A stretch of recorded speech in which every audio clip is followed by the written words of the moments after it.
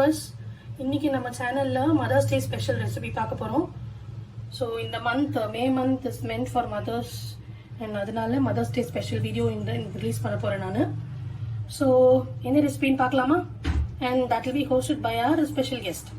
Hi viewers, எல்லாருக்கும் வணக்கம். இன்னைக்கு நீங்கள் பார்க்குற எபிசோடில் எங்கள் அம்மா எங்கள் பாட்டி எனக்கு சொல்லி கொடுத்தது ஒரு சிம்பிள் வெத்த குழம்பு இல்லைன்னா காரக்குழம்புன்னு வச்சுக்கோங்க. அது சொல்லித்தர போகிறேன். இதெல்லாம் அதுக்கு என்னென்ன பொருட்கள் தேவை அப்படின்னா, வெங்காயம், தக்காளி, 2 வத்த மிளகாய், கருவேப்பிலை, சாம்பார் பொடி, உப்பு, அதுக்கு தேவையான அளவு உப்பு, கடுகு, சீரகம், வெந்தயம், 1 ஸ்பூன் அளவுக்கு துவரம்பருப்பு, தேவையான அளவு புளி.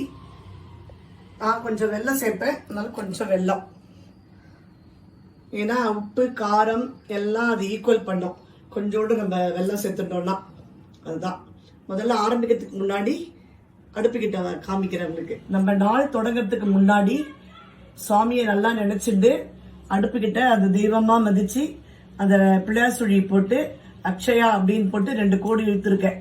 அந்த மாதிரி போட்டு நம்ம ஆரம்பிச்சோம்னா நம்மளுக்கு எந்த இதுக்கும் பஞ்சம் வராது. சாப்பாட்டுக்கோ எதுக்குமே நம்மளுக்கு பஞ்சம் வராம நல்லபடியா நம்மளுக்கு எல்லாம் நடக்கும்னு எங்க பாட்டி எங்க அம்மா சொல்லி கொடுத்தாங்க. அதான் நான் என்னோட பொண்ணுக்கும் சொல்லி கொடுத்துருக்கேன். அதனால நீங்களும் இதை ஃபாலோ பண்ணீங்கன்னா நல்லா இருக்கும் எல்லாரும். இப்ப அடுத்தது ஆரம்பிக்கலாம். நான் எப்பவுமே வெத்த குழம்புக்கு நல்லெண்ணெய் தான் யூஸ் பண்ணுவேன். அதனால நல்லெண்ணெய் நல்ல ஒரு குழிக்கரண்டி அளவுக்கு தாராளமா நல்லெண்ணெய் ஊத்திக்கணும். அதான் உடல் சூட்டை தணிக்கும். அதுக்காக நல்லெண்ணெய்.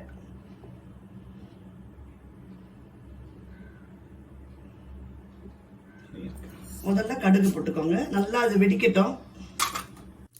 கடுகு நல்லா வெடிக்கணும்.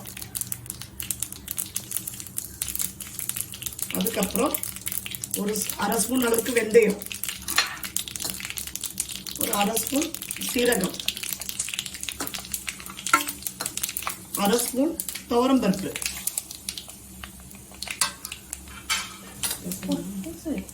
அதோட கருவேப்பிலை, வெங்காயம், தக்காளி எல்லாம் போட்டுடணும் சேர்த்து.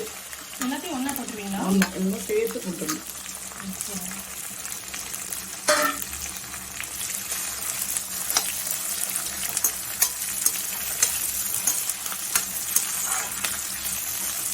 இது ஒரு 2 நிமிஷம் நல்லா வதங்கணும். அடுத்து வந்து பெருசு வச்சுக்கலாமா? நல்லா பெருசு வச்சுக்கலாம்.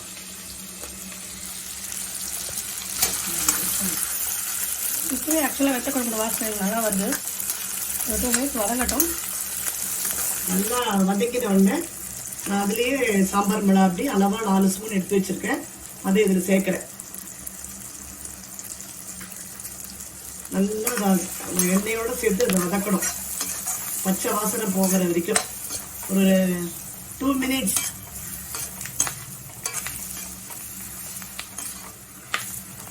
இப்பவே உங்களுக்கு நல்ல வாசனை மூக்க தொலைக்கும். எங்க அம்மா பாட்டி செஞ்சா மாதிரி நல்லா இருக்கும் வாசனை. ஆக்சுவலாக இந்த நல்லெண்ணெயோடு அதெல்லாம் சேரும் போது ரொம்ப சூப்பராக இருக்கும். இதை என்னோட பொண்ணுக்கு நான் பெருமையா சொல்லித்தரேன். நீங்க பாக்குற எல்லா சின்ன பசங்கள்லாம் என் பொண்ணு, பெரியவாள்லாம் எங்க அம்மாவா நினைச்சு நான் சமர்ப்பணம் பண்றேன். 8 பேருன்றதுனால 4 டம்ளர் புளி கரைச்சி வச்சிருக்கேன். புளி அளவு பார்த்துட்டீங்களா? 8 பேருக்கு இவ்வளோ புளி இல்லையா? ஆமா. ஓகே.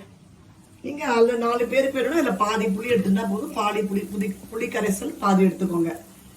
இதை இப்ப நான் அதில் சேர்க்க போறேன். தேவையான அளவு உப்பு எடுத்திருக்கேன். நான் கல் உப்பு தான் யூஸ் பண்ணுவேன். இது கண்ணளவு இல்லை உங்களுக்கு? இது கண்ணளவு. உங்களுக்கு தூள் உப்பு வேணும், நீங்க அதை தாராளமா சேர்த்துக்கலாம். நல்லா உப்பை போட்டுட்டு கரைச்சி விட்டுடுங்க. அதுக்கப்புறம் பெருங்காயம் சேர்த்துக்கணும். இப்பவே சேர்த்துக்கலாமா பெருங்காயம்? ஆமா, தாராளமா 1 ஸ்பூன் எடுத்துக்கலாம். தூக்கலா இருந்தாலும் நல்லா இருக்கும் பெருங்காயம்.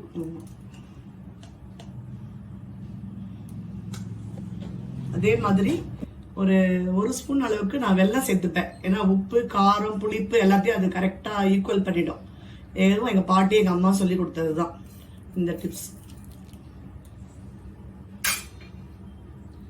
அதுக்கப்புறம் ஒரு நல்ல அளவான ஒரு தாம்பாளமோ தட்டோ எடுத்து அதை கவர் பண்ணி மூடிடணும். ஓகே.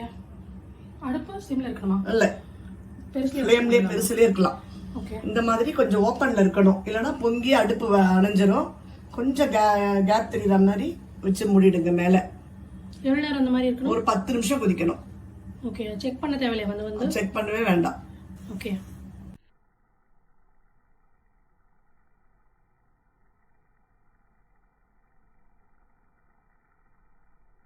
பாத்தீங்களா எவ்வளவு அழகா தலை தலை தலைன்னு கொதிக்குது. என்ன சாப்பிடு சாப்பிடுன்னு சொல்லி.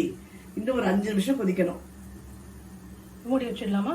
மூடி வச்சு தான் இருக்கு. ஸோ 5 மினிட்ஸ் ஆகுது. இன்னும் ஒரு 5 மினிட்ஸ் நம்ம மூடி வச்சிடலாம். நல்லா சுண்டிடுத்து இன்னும் கொஞ்சம் நிமிஷங்கள் கொதிக்கணும். 15ல இருந்து 20 நிமிஷம் ஆகும் நல்லா சுண்ட. இது நல்ல கரெக்டான பதம். அடுப்பை அணைச்சிடலாம். அணைச்ச பிறகு திரும்ப நான் ஒரு 2 ஸ்பூன் நல்லெண்ணெய் விடுவேன். ஓவர். இத பார்க்க போற எல்லாருக்கும் இப்பவே நான் அட்வான்ஸா என்னோட நன்றியை சொல்லிக்கிறேன். இதை எடுத்த என்னோட பொண்ணுக்கு ஸ்வீட் கிஸ்ஸஸ்.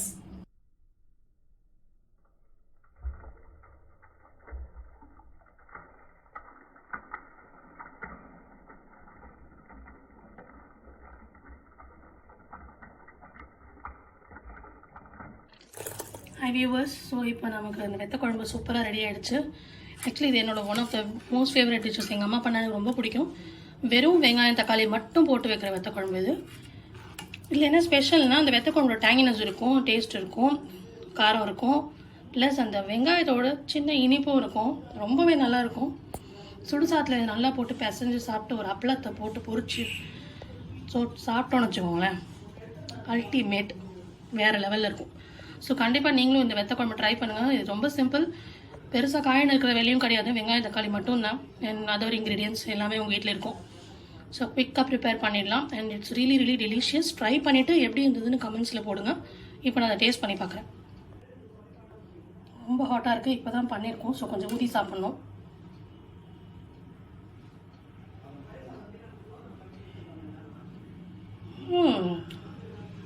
வாவ். அந்த வெத்த குழம்புல இருக்க வேண்டிய அந்த புளிப்பு, காரம், வெல்லம் போட்டதுனால லைட்டாக ஒரு இனிப்பு, வெங்காயம் தக்காளி எல்லாம் சேர்ந்து அட்டகாசமாக இருக்குது. Must try. கண்டிப்பாக அதை ட்ரை பண்ணிவிட்டு சாப்பிட்டு முடிச்சக்கப்புறம் தான் வாயில் அந்த டேஸ்ட் இன்னும் நல்லா தெரியுது.